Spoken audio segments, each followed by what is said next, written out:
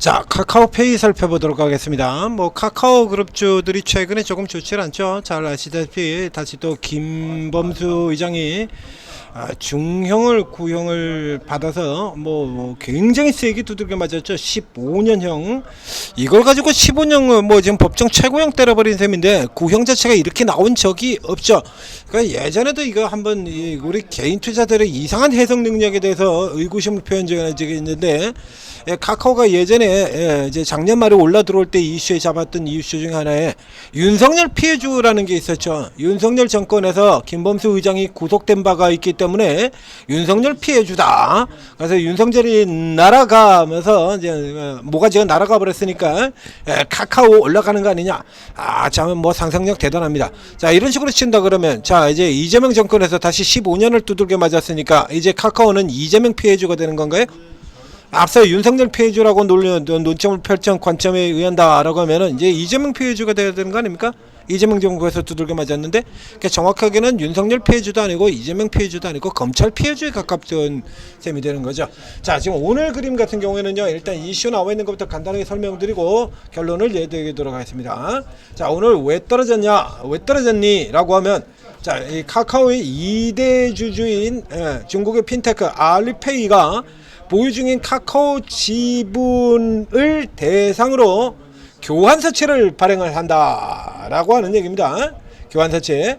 그래서 교환사채를 발행하면서 그 교환 가격, 처분 가격을 54,744원. 지금 가격이 51,900원이니까 그 아래 가격으로 그냥 그대로 곤두박질 쳐서 꼬라 박은 거죠.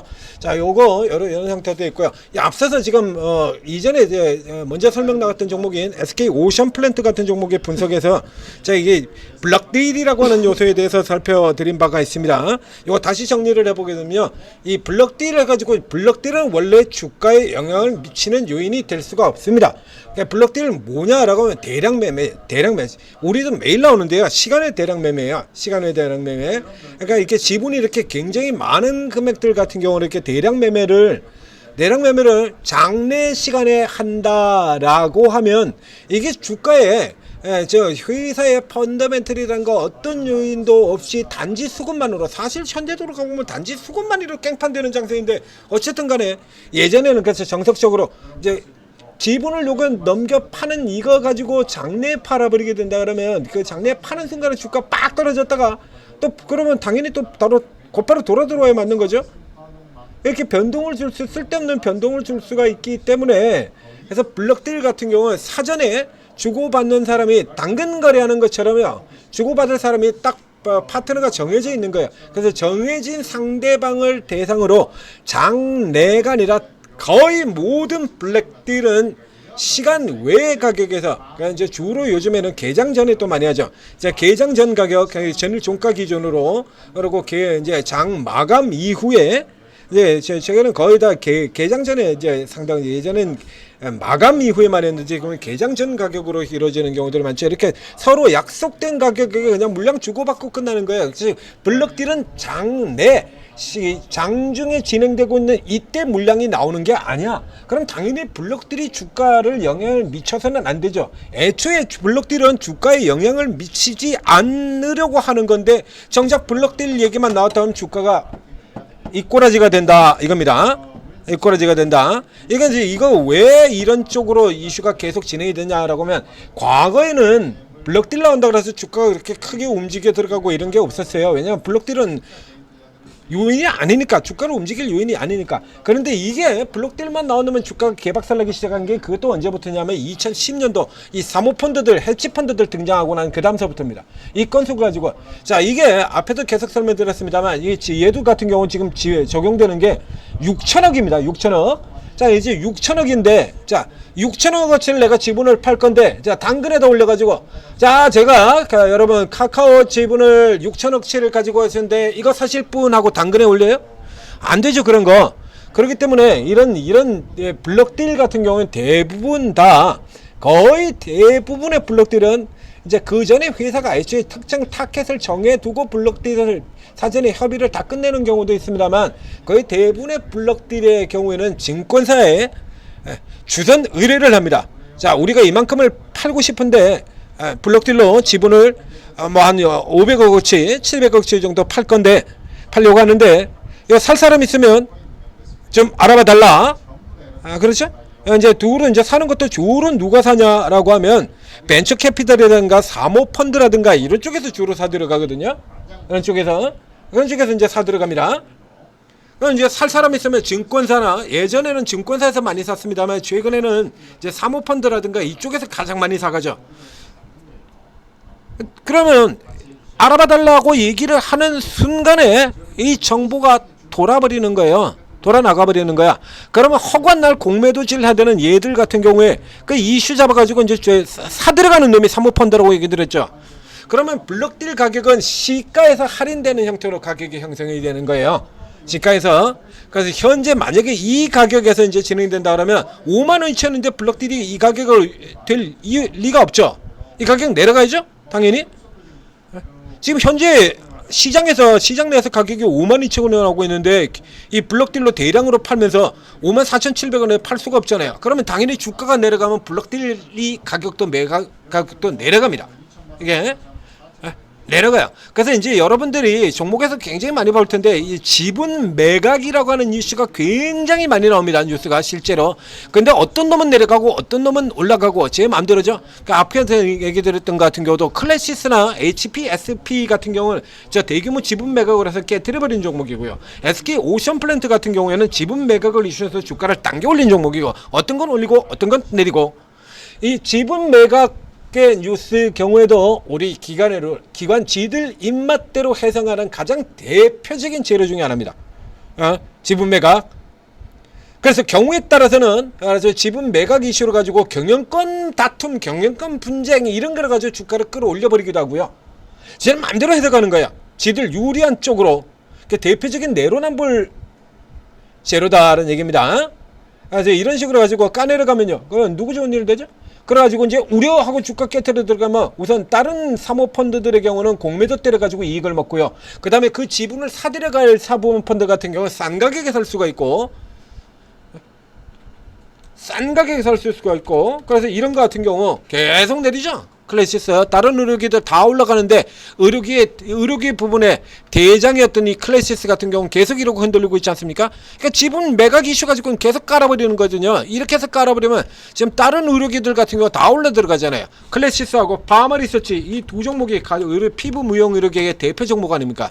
파마리서치도 주가가 이렇게 올라 들어가고 APR도 이렇게 주가가 올라 들어가고 그런데 또 다른 초강자 클래시스 클래시스 실적 보면요 주가가 이렇게 내려갈 이유가 절대로 없는 종목이거든요. 이 종목이 뭐가 나빠? 뭐가 나쁩니까? 이번 분기 실적 나빴네요? 이번 분기도 실적 굉장히 좋죠. 분기 사상 최대 실적입니다. 근데 전혀 반응 안 하고 계속 내리고 있잖아요. 이런 케이스 같은 경우는 여기 이제 회사가 기존 최대 주주인 베인캐피탈이 지분을 팔려고 한다는 얘기입니다.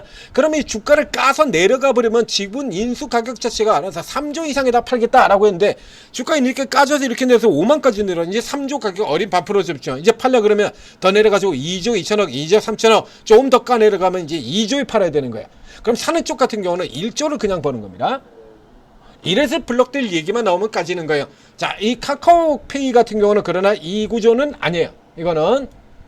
이 구조는 아닙니다. 이게 이제 이 케이스 같은 경우는 이 지분을 국내 쪽에서 인수할 때의 얘기고 알리페이가 내놓은 이거는 알리페이가 내는 거는 국내 쪽에서 사는 형태 쪽이 아니에요. 이건 국내 쪽의 형태가 아닌데 다만 문제가 뭐냐면 앞에 나온 것처럼요. 지금 이게 김범수 의장이 징역 15년을 두들겨 맞아서 카카오그룹 전체 자체가 추세가 기울어지고 있다는 얘기죠. 자, 이러면 공매도제 같은 경우 이거 뭐만 나와도 지금 이렇게 카카오페이가 알았습니다. 지금 바로 어제까지 주가 위치를 살펴보게 되면 직전에 카카오페이가 급락을 했다가 멈춰섰잖아요. 하나, 둘 해서 세 번째 3중 바닥 자리에서 지금 이게 멈춰선 상태였거든요. 요거 깨트려 버리게 되면 다음 카나리까지 쭉 떨어지니까 여기까지 그냥 내려오는 겁니다. 이거 공매도 찬스잖아요. 자, 그래서 이게 굉장히 이게 블록딜 논리가 정말 웃기는 논리인 게요. 이게 자, 그래서 이게 오버행 우려다 이겁니다. 오버행 우려라고 이게 이렇게 나오고 있죠. 오버행 우려에.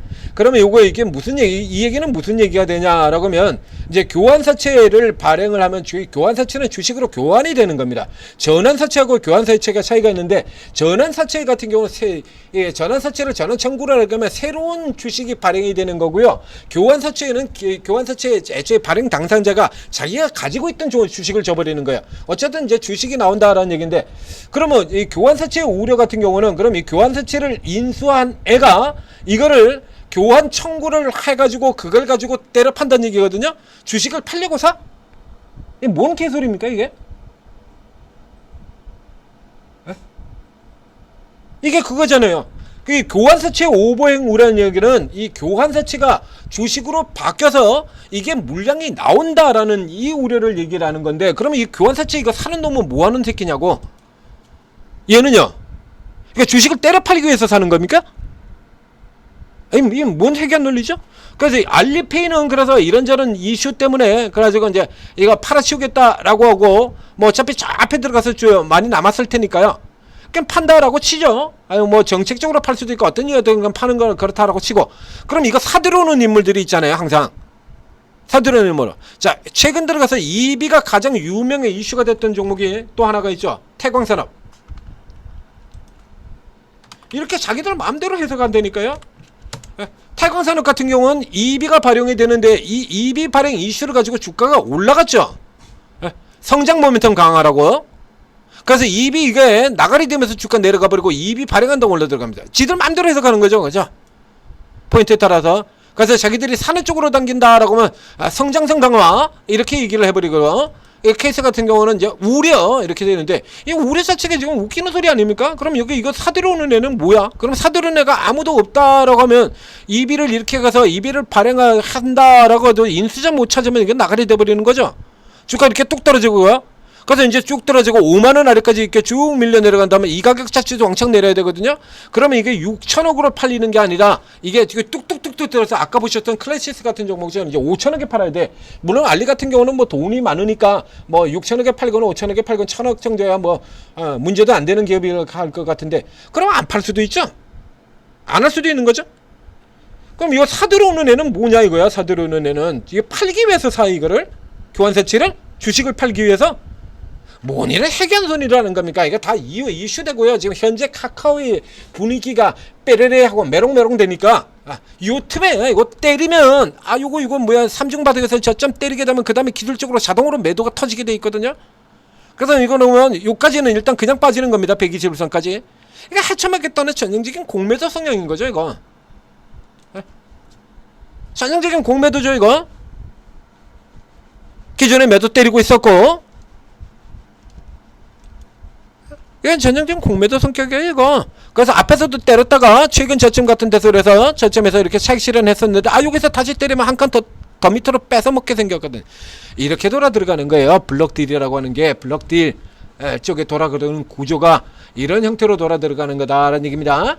단 이 구조에서는 일단 카카오가 지금 우선 올라가는 쪽의 이슈에 해당되는 쪽이 다 약해요.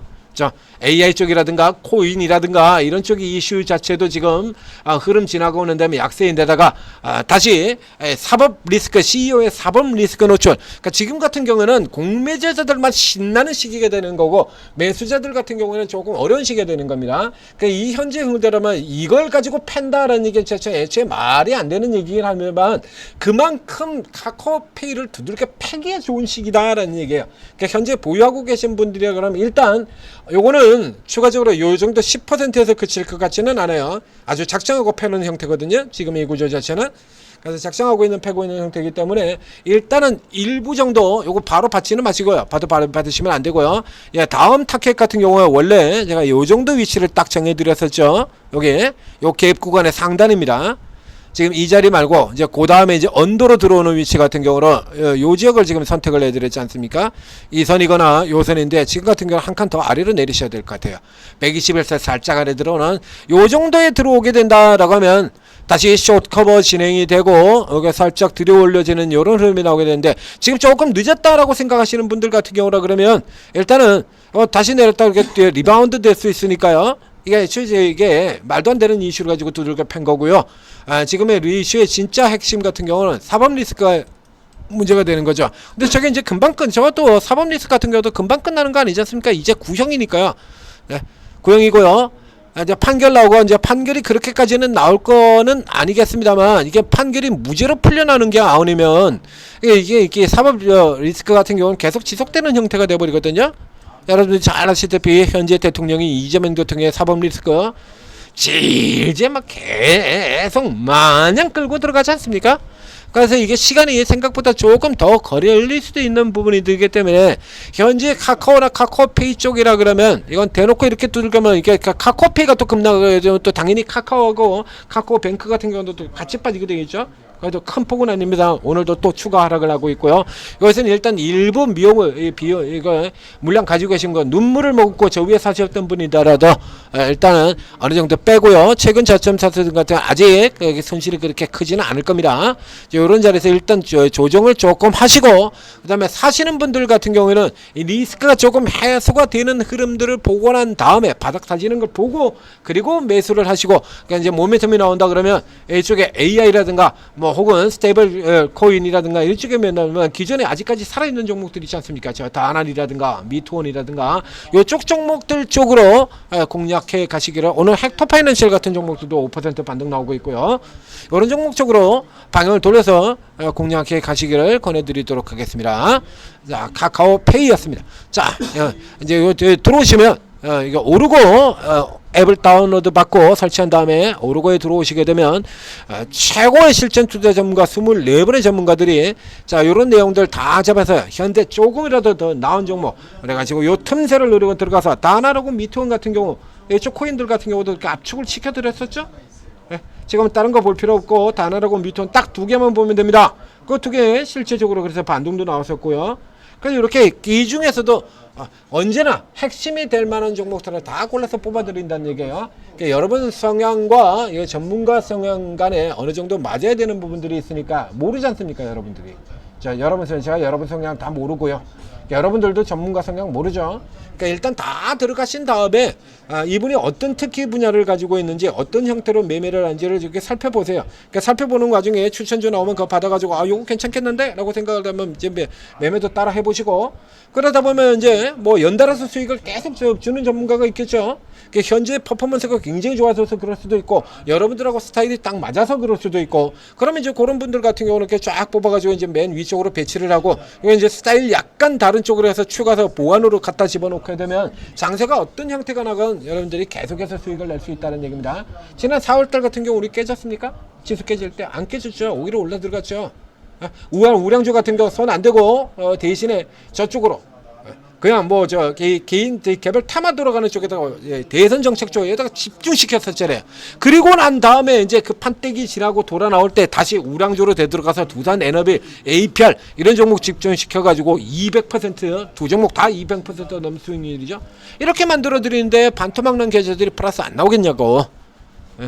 이게 다 잡아드리는데 자 오르고 적극적으로 활용하셔서 성공 투자하시기 바랍니다.